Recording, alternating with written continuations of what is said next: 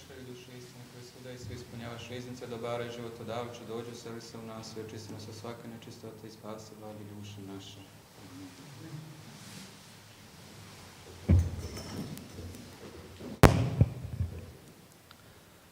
Preosvećeni vladiko, časni oci, braće i sestre, pomaže Bog, dobroveče i dobrodošli na još jednu tribinu u okviru ciklusa duhovnih tribina koje organizujemo zajedno sa eparhijom Raško-Prizrenskom. Večerašnja tema je Sveta liturgija, delo važnije od života, a o ovoj temi govorit će nam otac Isidor Jagodić, prorektor Bogoslovije Sveti Kirilo i Metodije u Prizrenu i profesor liturgike. Izvolite. Hvala. Vaše preosveštenstvo, bogoizabrani oci, braćo i sestre, draga gospodo, hvala na prilici i na časti da sam večeras ovde sa vama i zaista se iz srca radujem na tome što imam priliku da ovde sa vama u ciklusu ovih predavanja popričamo i porazmišljamo o svetoj liturgiji, jer negde u nizu ovih razgovora i tribina koje ste imali, negde sada logički sledi da se govori o svetoj liturgiji i pričešću. I pre nego što uopšte uđemo u samu tematiku, želeo bih da prosto kažem da sa ma koje strane da pristupimo ovoj temi i ma koliko o njoj govorili podrobno i dugo, deluje kao da gotovo nikada nećemo moći do kraja da iscrpimo sve aspekte i ove teme i dubinu i sozrcanja i tumačenja božanstvene liturgije. A sa druge strane, potrebno je i važno neprestano o njoj govoriti, jer vidjet ćemo i dalje koji je njen značaj. Želeo bih u početku samo da nekoliko momenata objasnim kada govorimo uopšte o svetoj liturgiji i otprilike zašto sam izabrao temu koja glasi Sveta liturgija, delo važnije od života, što može se činiti nekako možda i čudno, možda i kontradiktorno u nekom aspektu sam naslov ove teme. Pre svega kad govorimo o liturgiji treba da imamo na umu da sama reč liturgija nije našeg porekla, odnosno grčkog je porekla i prethodi hrišćanstvu, nije sam termin izvorno hrišćanski i u tom antičkom smislu liturgija predstavlja jedno delo koje čini cela zajednica, u tom smislu u to vreme jedno društvo, jedan grad ili polis, za celu tu zajednicu i zadatak tog dela, te liturgije, kako su je oni nazivali, bio bi da se ta zajednica izgrađuje, da joj to delo pomogne i da se jedni između drugih nekako zbližavaju. Zato nije čudno zašto je upravo ovaj pojam ušao u hrišćanstvo i dobio u hrišćanstvu novi smisao, odnosno da je ovim imenom se naziva centralno bogosluženje hrišćanske pravoslavne crkve. Iako sada prenesemo sa tog antičkog vremena na naše i na hrišćansko poimanje ovog pojma, liturgija bi bila jedno delo u kojem učestvuju svi oni koji su kršteni, koji su Hristom rođeni i Duhom Svetim pomazani, koji čine zajednicu koju zovemo crkva, i to delo ima za zadatak da učini nešto za celu tu zajednicu i ne samo za zajednicu, nego iz hrišćanske perspektive liturgija predstavlja jedno delo koje se čini za sav svet, za svu tvorevinu. I iz te perspektive hrišćanska liturgija je jedna svekosmičko delo, mnogo šire, u mnogo širem smislu nego što bi to moglo biti u bilo kom aspektu poimanja u antičko vreme. Takođe, kao sinonim za svetu liturgiju koristimo i reč Evharistija, što je takođe reč opet grčkog porekla i znači blagodarenje ili posebno iskazivanje zahvalnosti za neko dobro delo ili neki dobri dar. I u tom smislu, kada govorimo opet o liturgiji, vidjet ćemo šta ona u suštini predstavlja. Ona u suštini predstavlja jedan sabor naroda Božijeg, okupljenog oko svojih starešina, episkopa, prezvitera, đakona, oko klira, sakupljeni na jednom prostoru koji se smatra posebnim, izuzetnim, odnosno posebno posvećenim za takvu vrstu bogosluženja, odnosno hram, koji u suštini za hrišćane predstavlja prostor u kojem su sliveni i sjedinjeni nebo i zemlja, odnosno prostor u koji kada se ulazi se u mesto gde su i anđeli Božiji, i sveti, i sama Sveta Trojica, i upravo na takvom saboru okupljeni i ovi ljudi koji su na to bogosluženje došli. I odnosno, tada čovek i cela zajednica izlazi pred lice svoga Boga. I tu je vrlo važan takođe moment da se izlazi pred Boga i da se staje pred njega licem. Obično kada uopšte razmišljamo o religiji, kada bismo pogledali na sve postojeće religije, rekli bismo da svaka religija, uopšteno govoreći, pokušava na neki način da čoveku da mogućnost da se približi Bogu ili na neki način da dođe do toga da se sa Bogom susretne. A kada govorimo u hrišćanskom smislu o susretu Boga i čoveka, ne govorimo samo o tome da dođe i da se susretne, odnosno da dođe i da vidi lice Boga svoga, nego govorimo i o nečemu mnogo više. A to je da u svetoj liturgiji ostvaruje se jedna vrsta tako bliske i tako jake zajednice između Boga i čoveka, gde se čovek ne da samo izlazi pred lice Božije i susreće ga, približava se to njemu, što možda neke druge religije bi želele o tome da govore, nego se do kraja i u potpunosti čovek u liturgiji sjedinjuje sa svojim Bogom, te njegov život na takav način nije samo njegov, nego na takav način, kroz to jedinstvo, Bog počinje da živi u njemu.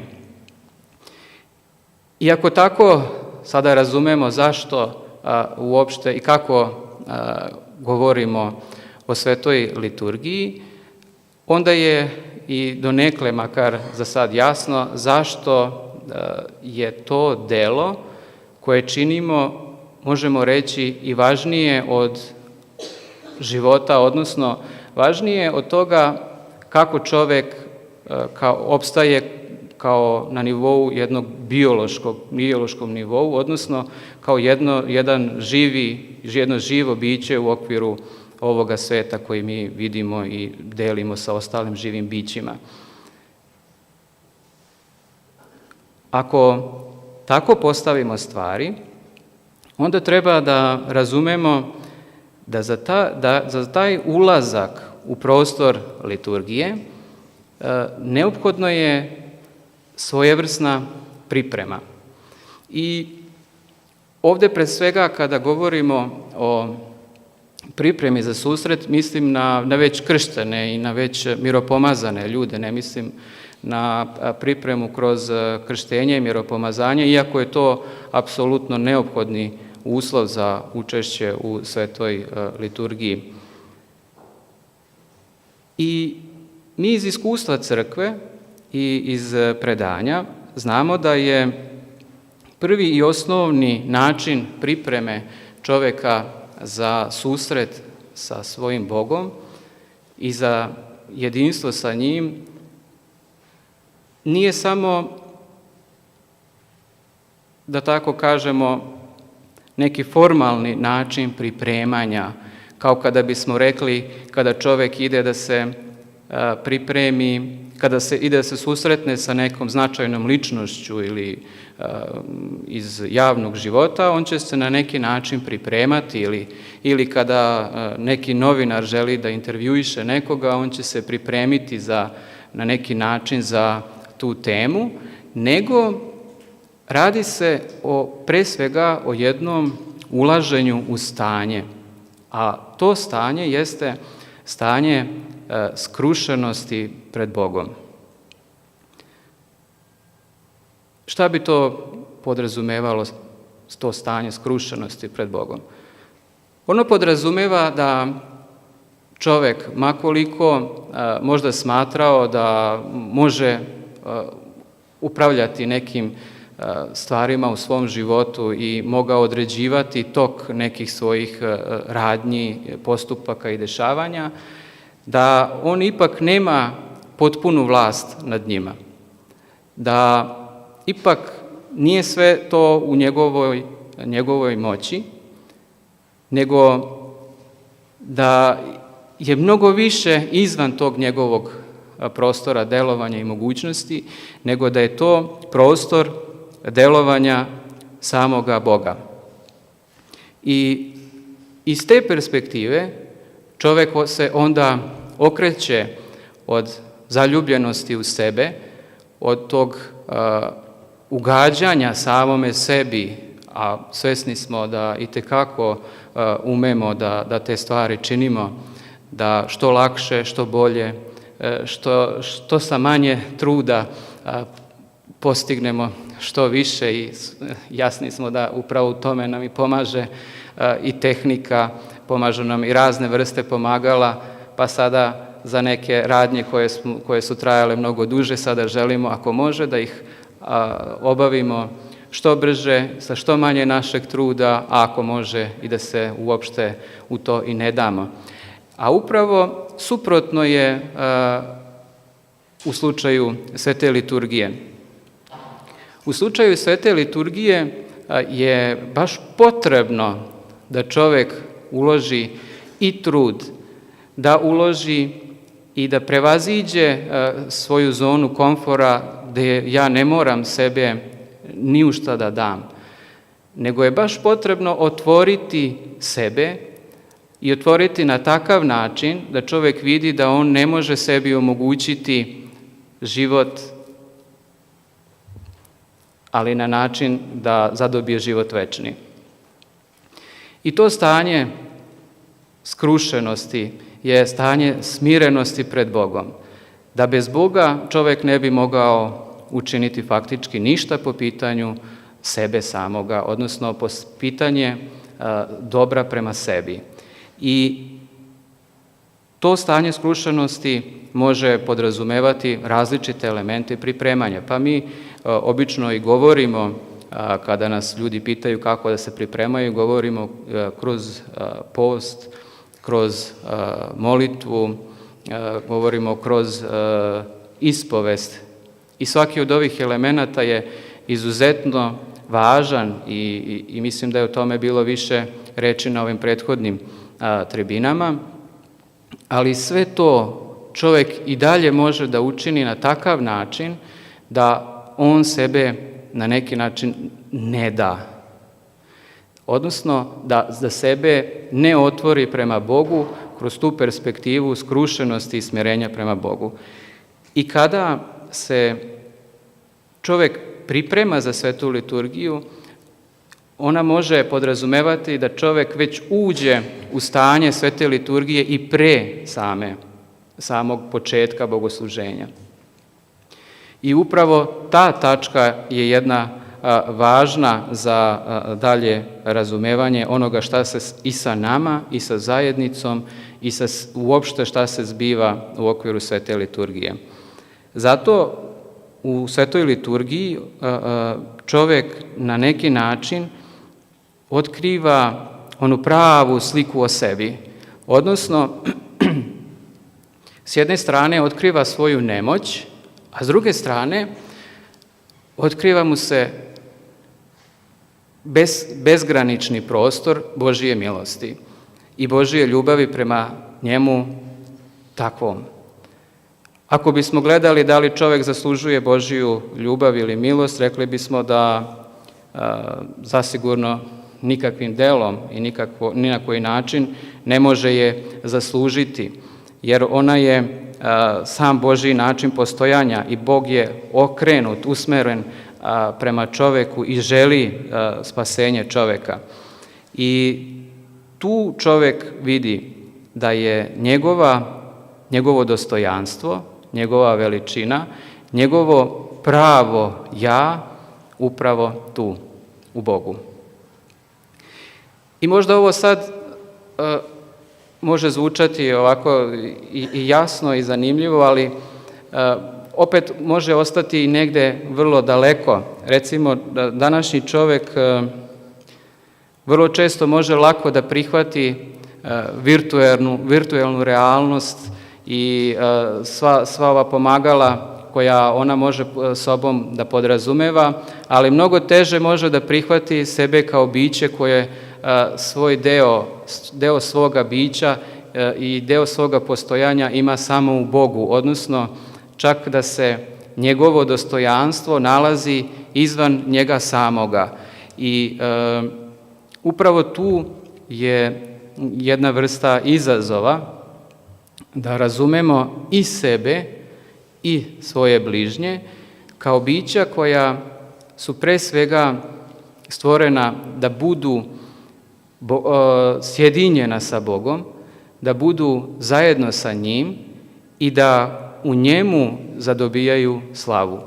I tu je još jedan za nas važan momenat, odnosno čovjek u svetoj liturgiji prizvan je da zajedno sa ljudima koji zajedno sa njim ulaze u to sabranje, ma kakvi oni bili grešnici i ma kako mi kao ljudi njih videli, a ako budemo gledali svojim očima, očigledno da ćemo vidjeti mnogo više negativnog u svakom čovjeku nego što ćemo vidjeti onog drugog dobrog i pozitivnog. Zato pozitivno i dobro je potrebno uložiti trud, napor, kako rada na sebi, tako i u molitvi i odnosa prema Bogu.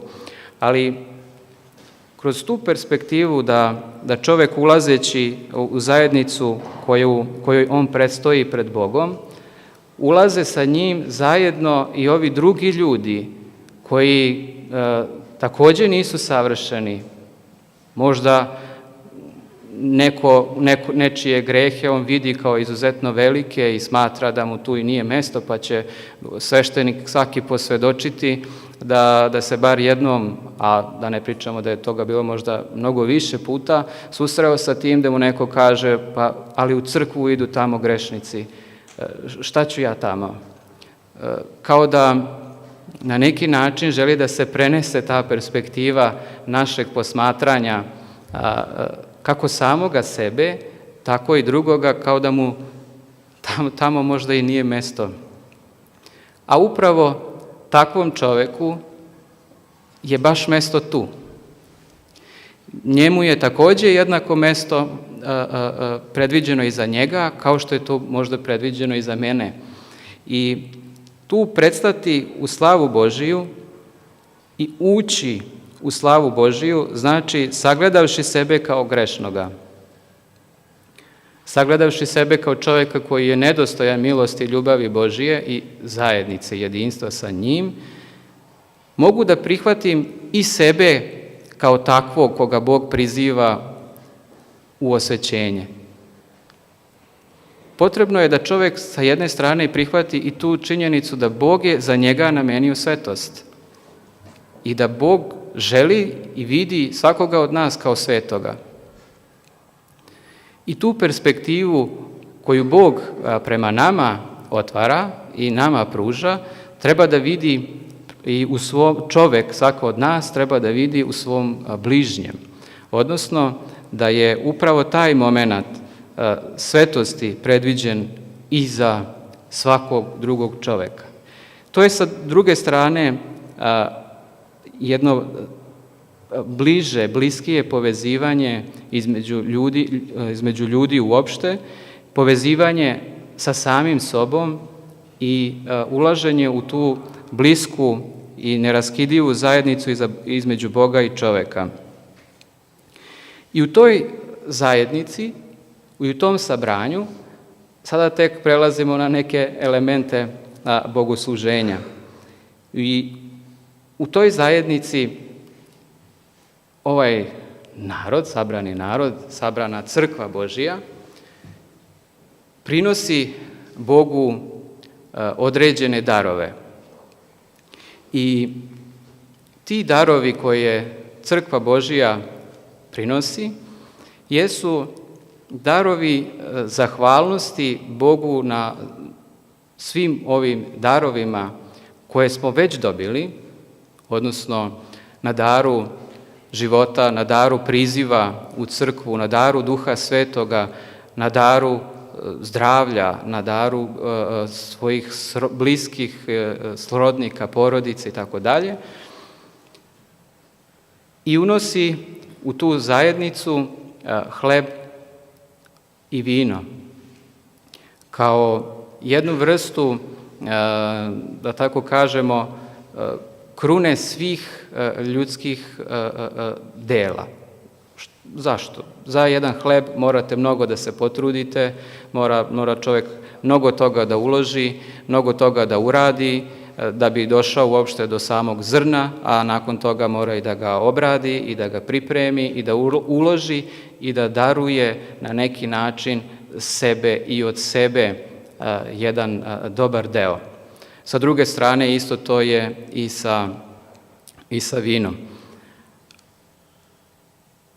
I unoseći darove, čovjek i zajednica želi da Bogu zablagodari i da zahvali na darovima koje od Boga dobija. I upravo u tom trenutku kada se unose darovi blagodarnosti prema Bogu od te zajednice, imamo jednu himnu koja se peva za vreme takozvanog velikog hoda, velikog ulaska, odnosno ulazak u smislu unošenja darova koji će postati telo i krv Hristova dalje u nastavku svete liturgije. A peva se himna koja u sebi sadrži jedan moment, jedan deo koji kaže i poziva nas da svaku sada životnu brigu ostavimo. Čovjek i njegove brige su beskrajne. Ako samo pogledamo koliko različitih briga imamo na dnevnom nivou i koliko onoga što planiramo da šta sve treba da postignemo, uradimo, potrudimo se, učinimo ili kažemo ili ako treba i napišemo, vidjet ćemo da tim brigama možda nikada do kraja neće doći kraj. Nikada neće doći kraj, imat će ih toliko mnogo. Možda će svaki put će se za pomalo taj niz briga povećati. A u liturgiji pozvani smo da upravo zaustavimo taj niz. Stani, zaustavi i prinesi Bogu. Pozvani smo da sebe, pa i svoje probleme i brige, kroz te darove prinesemo ih Bogu, da mu poverimo kao u njegove ruke, da mu damo i sebe, i svoje brige, i svoje bližnje, i svoje muke, jer svesni smo da sami ne možemo učiniti mnogo, jer sami očigledno ne možemo te brige zaustaviti i rešiti. I u tom predavanju sebe, predavanju drugih, predavanju i sopstvenog života, kod svetih otaca vidimo da oni taj moment tumače kao jednu vrstu ikonizacije smrti. Odnosno, kao da u tom trenutku i pristajemo i da život prestane, dajući ga i poveravajući Hristu i znajući kao da u njegovim rukama sve što smo mu predali, sve što smo mu dali, pa i naš život, neće se tu završiti, nego poveravamo mu na njegovo upravljanje, odnosno da i naš život sada bude u Hristu i da Hristos njime upravlja. A u isto vrijeme očekujemo obnovljenje života, očekujemo vaskrsenje i očekujemo da nakon toga sledi ne isti život, nego život u istini. I upravo o tome govori jedan od velikih otaca crkve koji je ostavio jedno važno tumačenje liturgije koje se smatra klasičnim za jedno pozno vizantijsko vreme, sveti Nikola Kavasela. I upravo u tom momentu možemo vidjeti jedan važan taj segment, da naš život, ma koliko bio važan i vredan, ma koliko danas govorili o ljudskom životu koji je vredan sam po sebi i ne može se meriti i porediti ni sa čim, da u perspektivi liturgije taj život mi predajemo i dajemo slobodno, voljno, predajemo ih u ruke samome Hristu, kojeg u tom trenutku na liturgiji ikonizuje Hristos. Ali šta se dalje dešava sa tim? Ti darovi koji uključuju i naš život i sve ono što smo, i brige, i sve ono što smo predali i uneli u Svetu Euharistiju, Hristos predaje Bogu i Ocu. I tu je taj moment gdje naš život ima svoju vrednost ako je unet zajedno sa tim darovima, ako je sa njima ušao u ovo sabranje, ako je prinet Hristu kojeg Hristos uznosi Bogu Ocu. Jer ono što dalje sledi jedan čudesni niz koji opet na neki način nema kraja. A to je sljedeće. Mi blagodarimo Bogu na blagoslovima, na darovima koje nam je dao. Odnosno, dobijamo od Hrista, dobijamo od Boga određene darove, dar života, živi smo, dar što nas je prizvao u crkvu i primili smo Duha Svetoga, postali smo članovi spasonosne zajednice, blagodarimo mu na svojim bližnjima, na okolnostima, na dobru i na lošem i uznosimo, odnosno prinosimo određeni dar, odnosno blagoslov prethodi, mi blagodarimo, a nakon toga dešava se sljedeće, da te darove koje mi dajemo Hristu, njih Bog blagosilja i osvećuje Duhom Svetim, čineći hleb i vino telom i krvlju Sina Božijega i vraća ih nama ponovo kao dar. I na blagodarenje opet dobijamo dar, nakon kojeg opet sledi blagodarenje i opet sledi dar i to je jedan spasonosni niz kojem nema kraja, odnosno spasonosni niz koji se završava životom večnim, odnosno osvećenjem i ulaženjem u svetost Božiju. Također, mi Bogu i u okviru liturgije blagodarimo i za samu svetu liturgiju, jer mogao je Bog izabrati i da liturgiju služe anđeli. I ako bismo pogledali, možda i poredili, možda bi i anđeli bili podobniji za takvu vrstu službe, ali Bog je izabrao upravo čoveka i sjedinio se sa čovekom. Hristos, sim, Logos Božiji, je drugo lice Svete Trojice, postao je čovek i sjedinio se upravo sa ljudima i izabrao ljude, predavši im na tajnoj večeri ovaj dar, rekavši im: ovo činite u moj spomen, nakon što je sam izvršio tajnu večeru i pričestio sve te apostole. I mi upravo za to blagodarimo isto Bogu na tome što nam je dao mogućnost da možemo upravo mi svojim nemoćnim i slabim rukama, svojim nemoćnim i slabim jezikom, svojim nemoćnim i slabim bićem prinositi mu to blagodarenje. I nakon toga dolazi do toga da je blagodarenje, ono postavlja takvog čoveka koji blagodari u središte pažnje onoga koji blagodarenje prima.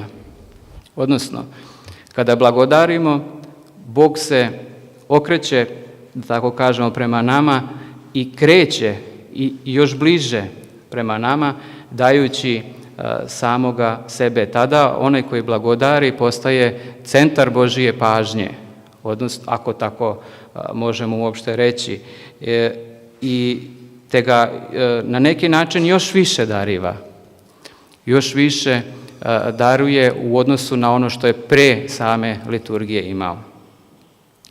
Zato upravo sveti oci o liturgiji govore kao o jednoj vrsti uznošenja, odnosno ili kada govore o svetoj liturgiji, govore o svojevrsnom uspinjanju i ushođenju od zemlje ka nebu, odnosno uspinjanje ka Bogu. Neki oci kada tumače svetu liturgiju govore recimo o uspinjanju na jednu goru, pa čovjek treba da se potrudi da se uspenje na goru i da tamo susretne živoga Boga. Ili u isto vrijeme govore i o tome da se čovjek sam poput molitava ili poput kada, mirisno kada kadimo, uvek vidimo da dim ide na gore. Da se poput toga i sam čovjek uznosi i uspenje gore ka Bogu. I također na jednom važnom momentu pre nego što krene sam centar svete liturgije imamo poziv svešteno-služitelja, onoga koji načelstvuje svetom liturgijom, da svako od nas, celo sabranje, kaže: gore imajmo srca. I iako ovaj moment oko toga gore imajmo srca možemo razumeti i u prenosnom smislu, centar ljudskog bića i naročito u biblijskom smislu kao centar svih ljudskih želja nalazi se u srcu. Kada kažemo gore imajmo srca možemo shvatiti i bukvalno, odnosno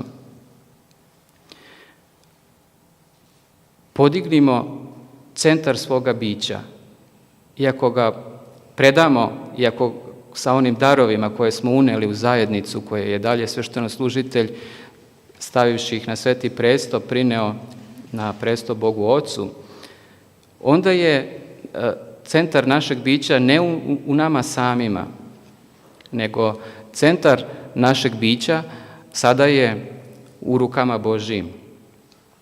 Odnosno da ne ja, nego Bog je sada centar moga života. I narod odgovara tada sa rečima: već imamo srca ka Gospodu. Odnosno, naša srca su već kod Gospoda. Odnosno, uzneta su na visinu, eno ih na prestolu Božijem. Ako tako razumemo ove momente i ovo delo, a ja namjerno nisam ulazio u recimo tumačenje nekih drugih ili razumevanje nekih drugih segmenata svete liturgije, onda nam može biti jasno zašto je samo ovo delo liturgije samo po sebi važno i značajno. Rekli bismo, pa dobro, to je nešto što se dešava vrlo često, imamo svake nedelje, svakog praznika i tako dalje. Onda vrlo često ćemo čuti, ljudi kažu, ali mogu ja i da se pomolim u svome domu. Mogu se moliti na bilo kom mestu. Liturgija nije samo molitva. Liturgija nije samo jedan od momenata molitve. U liturgiji su sakupljeni i sabrana sva ljudska dela, uključujući i molitvu.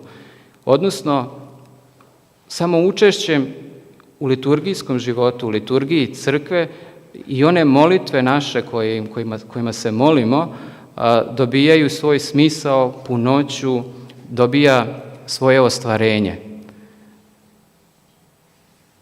Čovjek se može moliti vrlo često i ostati u potpunosti sebičan.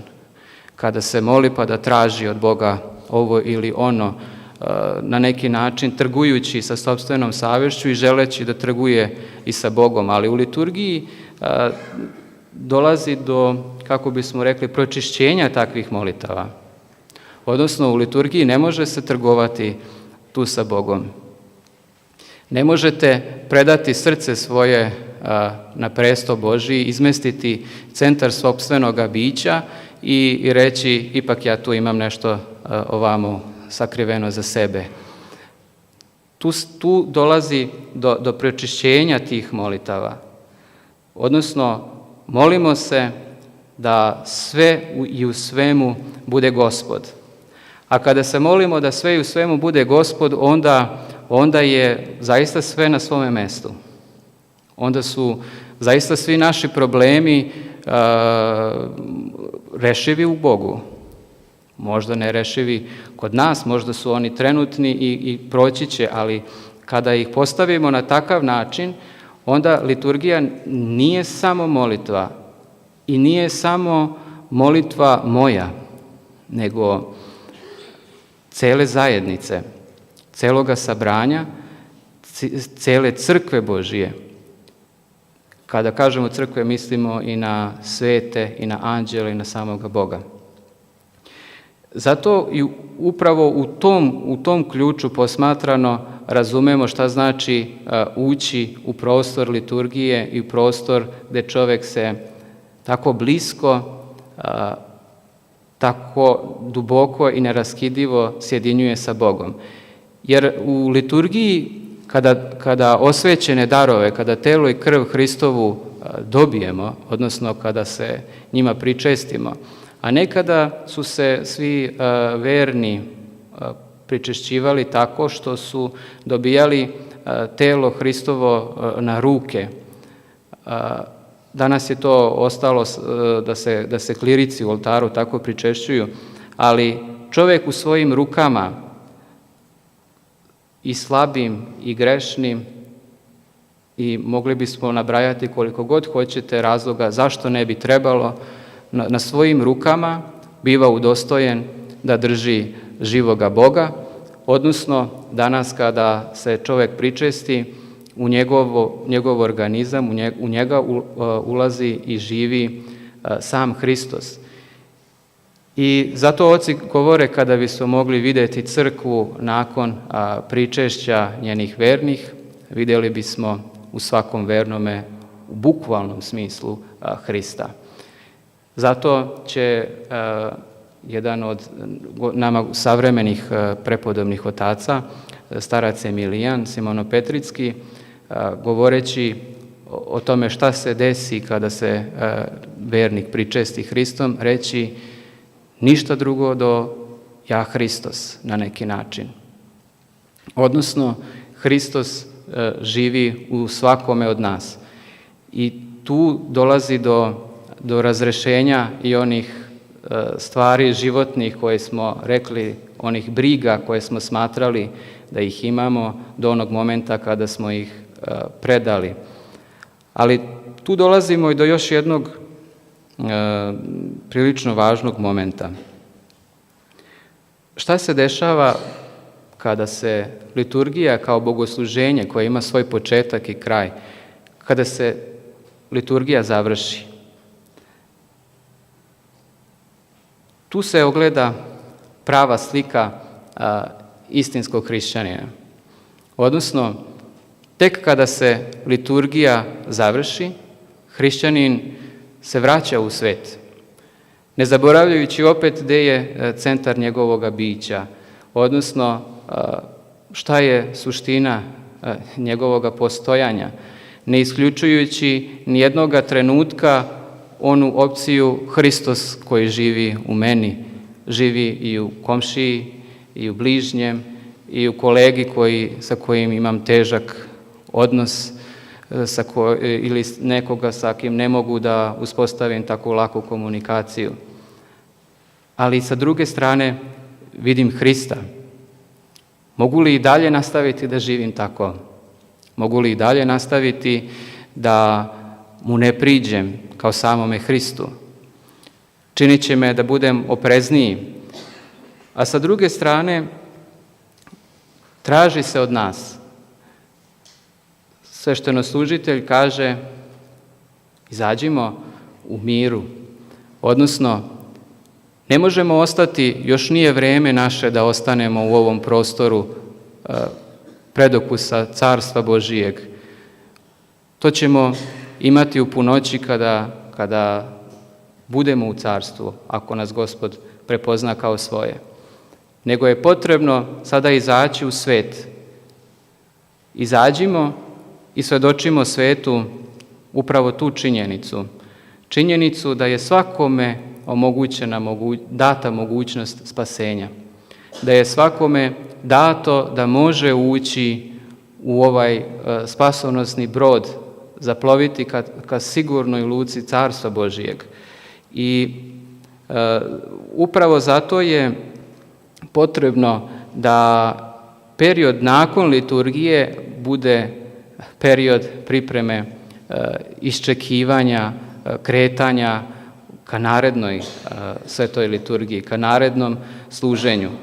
I iz tog razloga je negde i važno za svakog od nas, hrišćanina, da se liturgija ne završava samim krajem bogosluženja, u onom smislu, vremenskom smislu, da ono nastavlja da živi i da bude u nama i dalje, odnosno da kada izađemo mi nismo neko drugi, nismo neko ko je sad zaboravio sve ono što se sa njim dogodilo. Zar je moguće tako nešto zaboraviti? Nego da živimo tako da uvek svedočimo da živi Hristos, evo sada, evo ovde, evo u nama, evo u našim bližnjima, i da se svakoga trena, kroz svako svoje delo, svaku svoju pomisao, svaku svoju reč, mi pripremamo da uđemo ponovo u tu spasonosnu zajednicu, u taj brod koji nazivamo crkva i u to delo koje je zanekle za nas važnije od života. Na takav način mi već tako živeći, mi na neki način već sada oprisutnjujemo budućnost, odnosno realnost budućega veka. Oprisutnjujemo sada i ovde da je Carstvo Božije počinje da živi. Zato oci crkve govore o tome da onaj ko nije doživeo iskustvo Carstva Božijeg ovde i sada, ne može ga doživeti ni u budućem veku. Ko nije doživeo iskustvo sjedinjenje, ko se u ovom veku, u ovom životu nije sjedinio i nema iskustvo sjedinjenja sa Hristom, neće ga moći ni u budućem veku doživeti. Zato je u isto vrijeme, ovdje se vraćamo na onaj moment života, važnost ovoga našega života. Upravo je važnost života u tome što imamo taj period koji nam je Gospod dao, da tako proživimo, ali da ga živimo tako da taj naš život se pretoči u život večni. Da već sada ovde, u ovom vremenu koje, rekli bismo, nije uopšte tako sjajno, nije jednostavno, kao da sve ide naprotiv čoveku koji želi da živi hrišćanski, ali tako je bilo vrlo verovatno u svako vreme i svakom hrišćaninu koji je želeo istinski da živi crkveno i da živi liturgiju i posle liturgije. Ali imamo iskustvo da su se spašavali. Imamo iskustvo da to nije nešto što je nedostižno. Imamo iskustvo da to možemo dostići.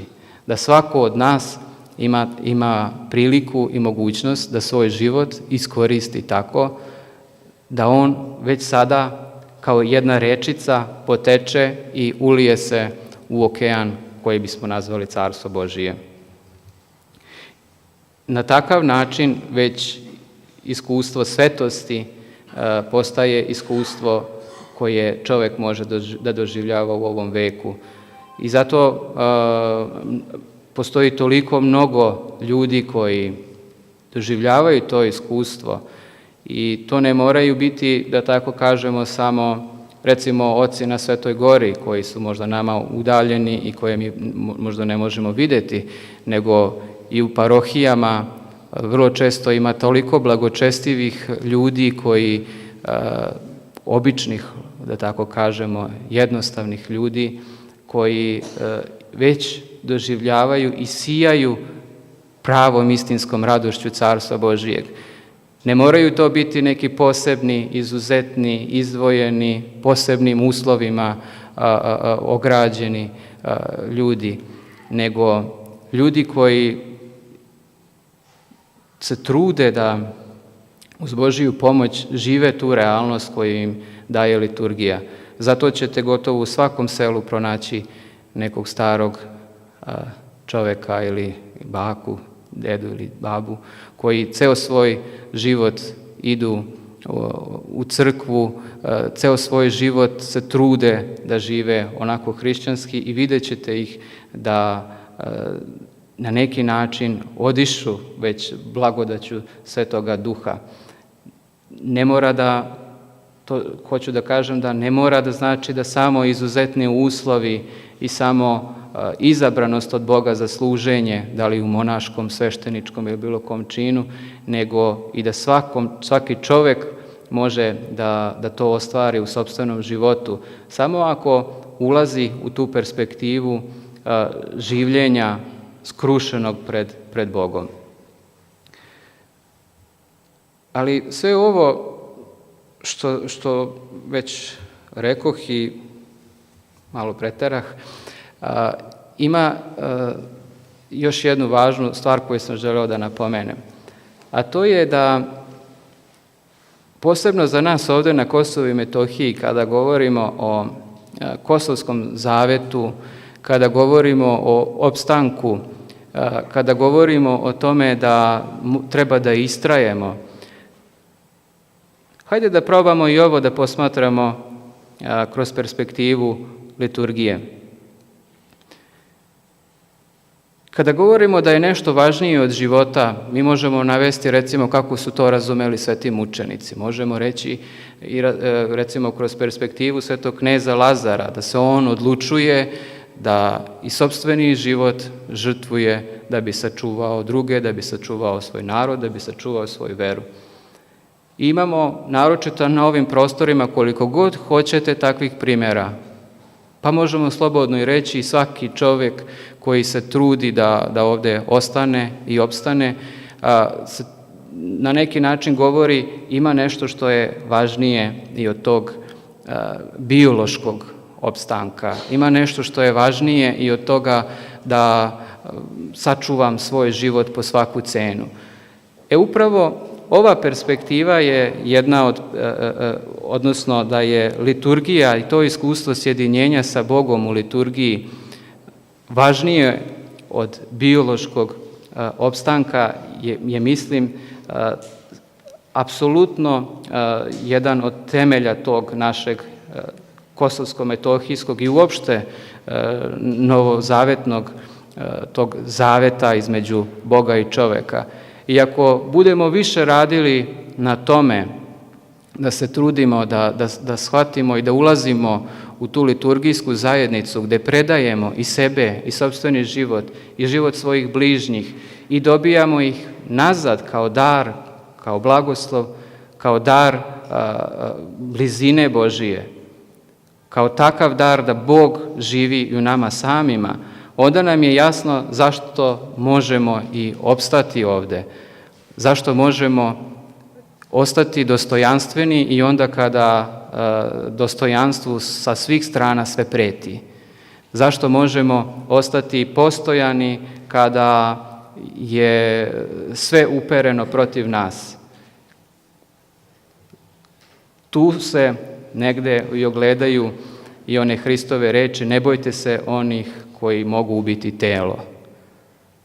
Mi smo već izmestili i centar svoga bića i svoj život predali u ruke Bogu, bukvalno, ne u prenosnom smislu, i zadobili život kao ponovni dar, kao dar života večnog. Tada i možemo razumeti zašto nam je i kako možemo opstati. Možemo opstati ako budemo živjeli tako da što više, što intenzivnije uključimo sebe u život crkve, u liturgiju i da na takav način budemo živi svedoci toga da ima nešto mnogo važnije i od života. Hvala.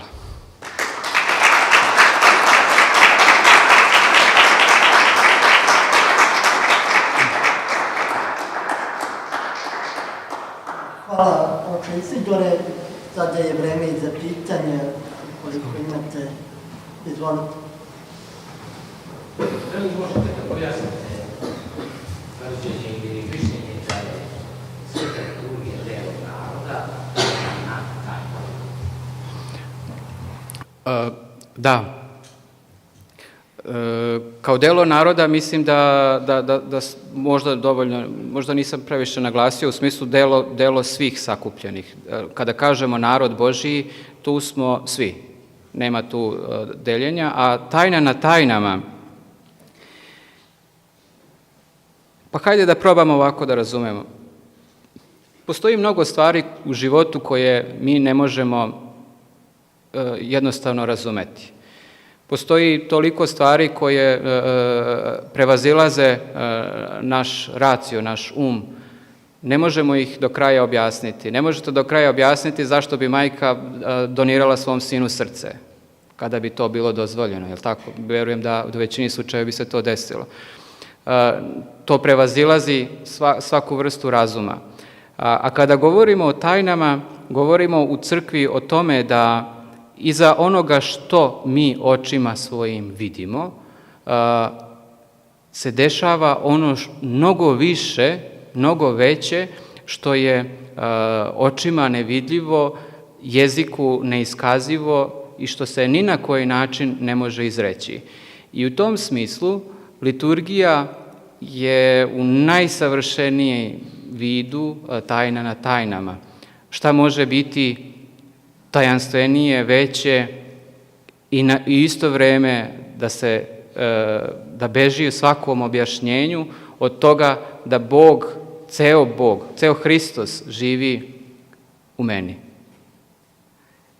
I Ako govorimo o drugim svetim tajnama, u kojima recimo govorimo o tajni krštenja ili tajni miropomazanja, o daru Duha Svetoga, govorimo da se iza vidljive radnje onoga što se dešava otkriva da je blagodat Božija, blagodat Svetoga Duha, blagodat života. U ovoj zajednici, u ovoj svetoj tajni se dešava kruna svih tajni, odnosno sve ono što je bilo u drugim svetim tajnama ovdje dobija svoj vrhunac. Zato je tu tajna na tajnama, da Bog se na najtešnji način sjedinjuje i živi u čoveku. Mala li je tajna? Ne znam da li ste na to mislili, da li smo se razumeli. Hvala. Imamo li još pitanja iz publike? Dok se možda vi dosetite, ja bih pitao koliko zapravo novija neka tumačenja koje se ne tiču same suštine u liturgiji, utiču na nas verne, pogotovo na one koji slabo idu u crkvu, ali se sve razumeju, pa da li služiti sa otvorenim dverima, zatvorenim, koliko to ima uticaja na sve nas i kako to treba da prihvatamo, pošto i crkva je živo biće i pravila mogu da se menjaju, naravno suština ostaje ista, ali se mi negde hvatamo za sve neke stvari tehničke prirode, pa koliko to može da utiče na sve. Hvala na pitanju. Pa recimo ovako, ako čovjek dolazi na liturgiju sa određenim ciljem, a rekli smo da je cilj da se sjedinimo sa živim Bogom, da svoj život predamo Bogu i da zadobijemo život večni. Onda, ako smo došli sa takvim ciljem u zajednicu, onda da ćemo gledati da li je neko došao peške ili automobilom, ili da li je recimo neko došao u cipelama, a neko u patikama. Pa da, postoji kao pitanje i kao problematika i ne negiram, niti smatram da je nešto što je nevažno. Postoji to itekako kao važno, ali to se tiče više načina i razumevanja bogosluženja. Mi govorimo o 2000 godina postojanja crkve i zar mislimo da se neke stvari dešavaju bez ikakve promene? I naravno da je i u razumevanju liturgije i u samom vršenju liturgije bilo određenih izmena, ali ono što je centralno u njoj je ostalo apsolutno nepromenjeno od tajne večere do danas i do Carstva Božjeg će ostati tako. Zar onda treba posmatrati pažnju ako neko uđe u brod i onda gleda kakvi su gde ekseri zakovani, da li je on zaista ušao sa pravim ciljem da dođe u taj brod i da dođe do određenog cilja ili je došao da traži manu i razlog zašto u tom brodu nešto nije kako treba. Ako tako postavimo pitanje, onda mislim da mašimo cilj. Ako neko sa tim razlogom gleda, postavlja to kao najveći razlog za učešće ili neučešće, kritiku ili nekritiku i tako dalje. Mislim da je mnogo iznad važniji cilj i nećete vidjeti ljude svete, najčešće nećete vidjeti da kritikuju. I obično mi mislimo da će, a to je negde lično, recimo kada sam prvi put kao student otišao u Optinu pustinju, malo digresija, i tamo susreo se sa ocima velikoshimnicima i tako se zadesilo, negde sam seo u nekom kraju crkve i seo je sa jedne strane velikoshimnik, sa druge strane velikoshimnik, a moje srce počelo da bije jer sam pomislio, Gospode, kako ja sad grešni sedim između ova dva anđela ovde na zemlji, sad će oni meni da kažu sve što sam ja grešio, a u suštini nije. Sveti ljudi se ne bave time. Sveti ljudi ne rade to i nikada nećemo od zaista svetih ljudi, blagočestivih ljudi, ljudi koji su jasno usmereni ka cilju svete liturgije, vidjeti da oni gledaju te stvari. Ostavimo to da se to ipak, oni ostavljaju to poverenje, potpuno poverenje crkvi. Da. Hvala na odgovoru. A šta dobija nekršteni, a šta verujući ukoliko nekršteni oglašeni ostane i na liturgiji verujućih? Pošto se liturgija deli na 3 dela, dva od ovih su koje sam pitao. Ranije je postojala ta jasno precizirana podela da ljudi koji su nekršteni, a pripremaju se za sveto krštenje, i to ne bilo koji, nego oni koji već prolaze određene pouke, odnosno katehizaciju, da oni u okviru te katehizacije ostaju, odnosno dolaze na sabranje sa celom crkvom i do određenog dela ostaju na tom sabranju. Odnosno, ako bismo morali reći, navikavaju se na život i na ritam liturgijski jedne zajednice, kao još uvek nekršteni, i slušaju sveto pismo, čitanje svetog pisma i slušaju pouke. Danas i oni bi nakon toga prilazili, episkop bi čitao molitvu za oglašene u kojoj se moli, koju mi do dana današnjeg čitamo, da Bog što skorije i ove koji su tu još uvek nisu pribrojani to spasonosnoj zajednici, budu pribrojani crkvi. I nakon toga oni izlaze. Do dana današnjeg ostao je jedan moment u liturgiji gde se kaže dveri, odnosno to su bile reči upućene onima koji stoje na vratima, da zatvore vrata, unutra u tajni učestvuju samo oni koji su u tajnu posvećeni. Danas toga striktno nema, u smislu mogu ostati i oni koji nisu još kršteni. Do kraja liturgije ne mogu učestvovati, znači ni na koji način u smislu pričešća ili bilo čega drugog, a znam na Svetoj Gori recimo da oni mogu biti isključivo samo u priprati, ne mogu ući u centralni deo hrama. Dobijaju to što oni na neki način vide ono što ih čeka. Odnosno, ne mogu se pričestiti, a vide iskustvo ovih koji se pričešćuju.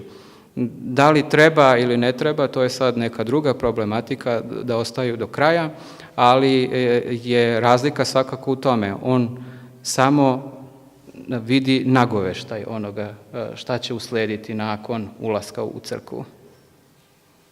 Hvala. Ima li još pitanja?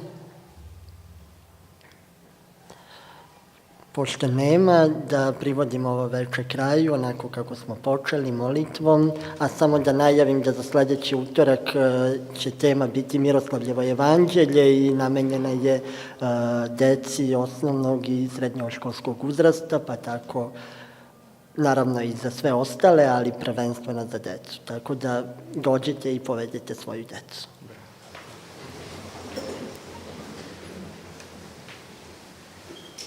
Dostojno jest Jakovo istinu blažiti Tja, Bogorodice, prisno blaženi i preneporočni, Mater Boga našeg, očesnjejšu i herovim i slavnjejšu, bez sravnjenije Serafim, bez isljenije Bogoslova rošću i sušu i Bogorodicu Tja veličaj. Slava Otcu i Sinu i Svetome Duhu, sada i uvek i u vekove vekova. Amin. Gospode pomili, Gospode pomili, Gospode pomili, Vladiku sveti blagoslovi. Vladiku sveti, Gospode, Gospode,